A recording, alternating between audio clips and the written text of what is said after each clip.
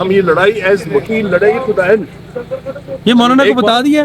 दूसरा, constitutional bench अगर बनाया और वो सीनियर मोस्ट जजेस पे मुश्तमिल ना हुआ तो वो भी हमें कबूल नहीं होगा।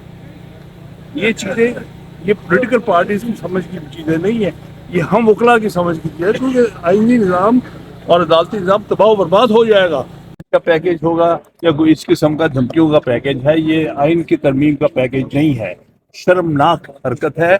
और जो कुछ भी आज हो रहा है सुबह से शाम तक बार बार वक्त, क्यों अभी मंडी मुकम्मल नहीं हुई है इसलिए बार बार वक्त बदलते हो? कोई खौफ खुदा नहीं इन लोगों को। अच्छा सर, ये बताइएगा, इलेक्शन कमीशन ने कल आपके हवाले से ये प्रेस रिलीज भी जारी की थी कि नामुनासिब अल्फाज इस्तेमाल किए गए हैं, तो क्या कहेंगे इस पर? कोई नामुनासिब अल्फाज नहीं इस्तेमाल किए गए, उनका कंडक्ट नामुनासिब है।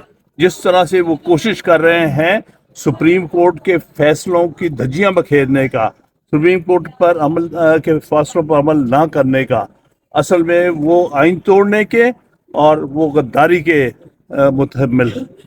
सर आज पाकिस्तान तहरीक इंसाफ के बानी ने तो मौलाना फजल रहमान पर बड़ा एतमाद का इजहार करते हुए उन्होंने मुस्बित आज पेशरफ्त के हवाले से बात की है।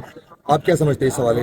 नहीं, वो अच्छी बात है, क्योंकि मौलाना ने अभी तक जो है बड़ी साबित कदमी का जो है पेश किया है सारी कौम के सामने। सारी कौम उनको अप्रिशिएट करती है कि उन्होंने बड़ी हर तरह की जो दबाव, हर तरह के लालच, हर तरह के ऑफर्स सबको ठुकराया है और कौम के साथ खड़े हैं, आज आइन के साथ खड़े हैं और उनकी मुखालफत कर रहे हैं जो आज आइन को, अदलिया को तबाह करने के दरपे है। खसूसी कमेटी के जो आखिरी इजलास हुआ है जिसमें तमाम जमातों ने मुतफिका तौर पे मसौदे को मंजूर किया है, उसमें पाकिस्तान तहरीक इंसाफ भी शामिल थी, तो अंदर वो मंजूर एग्रीमेंट उन्होंने की? बिल्कुल नहीं किया, हरगिज नहीं किया। वहाँ एक आमिर डोगर साहब कोई थे, उन्होंने भी बाद में कहा हमने कोई उससे एग्री नहीं किया। दूसरा, कभी इस तरह भी होता है, देखिए जो पैकेजेस होते हैं, ये जो जिसको ये पैकेज कहते हैं, कोई पैकेज नहीं है। जो तरमीम होती हैं वो उसके लिए पहले सारी पार्टियों की कमेटीज बनती हैं, इस किस्म की नहीं ओवरनाइट कमेटी बन गई, बैठ गया, हो गया।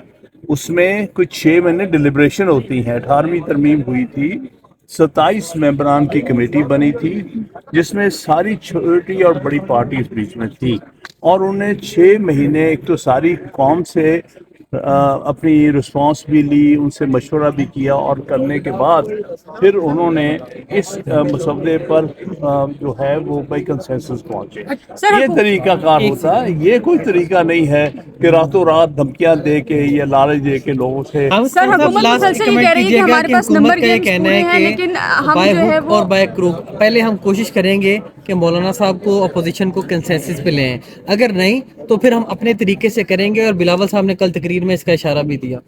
देखिए, हुक का लफ्ज गलत है, क्रुक का लफ्ज सही है। उनका उन्होंने जो इस्तेमाल किया crook, this is all crooked. जो कुछ इस वक्त हो रहा है कौम के सामने, सब लोग देख रहे हैं इस मुल्क के अंदर क्या आइन का खिलवाड़ कर रहे हैं और किस तरह से by all means, dirty means ये कोशिश कर रहे हैं नंबर पूरे करने की, जो कि हम सब के लिए, सारी कौम के लिए एक बहुत ही शर्मनाक बात। सर हकूमती अरकान अभी बार बार प्रेस कॉन्फ्रेंस कर रहे हैं और कह रहे हैं कि जो सेनेटर्स भी अगर हमारे साथ इनके जाएंगे वो अपनी मर्जी से जाएंगे। इनकी आपकी तरफ से ये इल्जाम आयद किया जा रहा है कि सेनेटर्स को डराया धमकाया जा रहा है और कुछ सेनेटर्स आपके गायब हैं, इस हवाले से बताइए।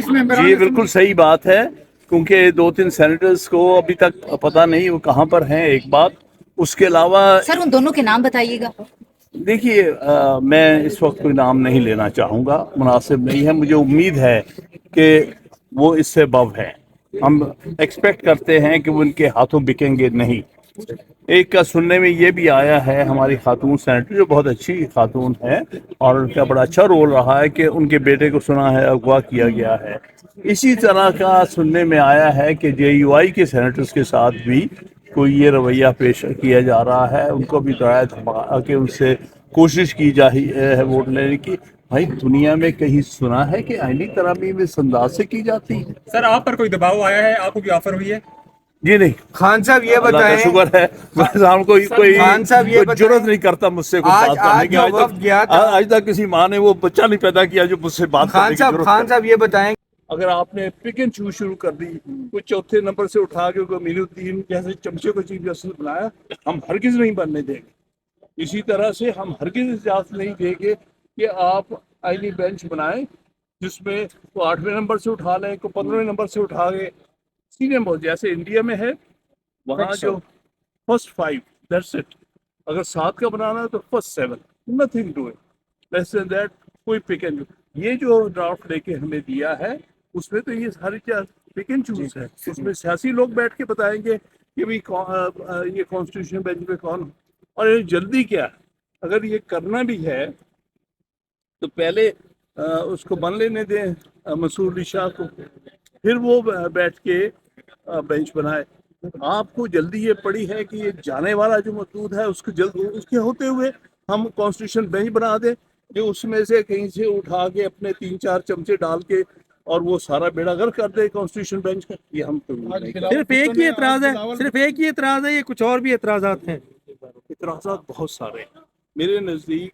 सिर्फ जो चीज़ काबिल कबूल है इस पैकेज में वो कॉन्स्टिट्यूशन बेंच है, और कोई चीज़ जुडिकेचर के बारे में जो पूरा मसवदा है, मतलब आप जानते हैं ना एक पूरा जो है एक हिस्सा होता है आइन का, इसको हम जुडिकेचर कहते हैं, जो आर्टिकल 175 ऑनवर्ड तकरीबन आर्टिकल 215 तक चलता है।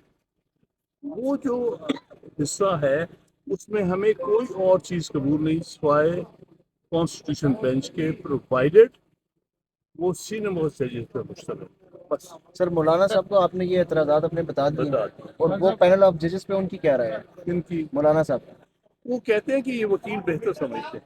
अच्छा, तो क्या बानी चेयरमैन से खान साहब से मुलाकात हो रही है आपकी? इम्पैक्ट्स कितने आप समझ रहे हैं कि इतने इसके बहुत ही नुकसान होते हैं। देखिए ना, अगर कोई इस किस्म की चीज़ करते हैं जिसमें कि हकदार का हक मारते हैं, यानी जिस तरह से 1994 में भुट्टो साहबा के ज़माने में जो सीनियर मोस्ट जज था साद सुजान, उसको नज़रअंदाज करके मोहतरमा ने चौथे नंबर से एक जज वो जो था शाह साहब जो थे उनको उठाया, और उसकी वजह से इतनी बर्बादी हुई 3-4 साल जब तक वो रहे चीफ जस्टिस।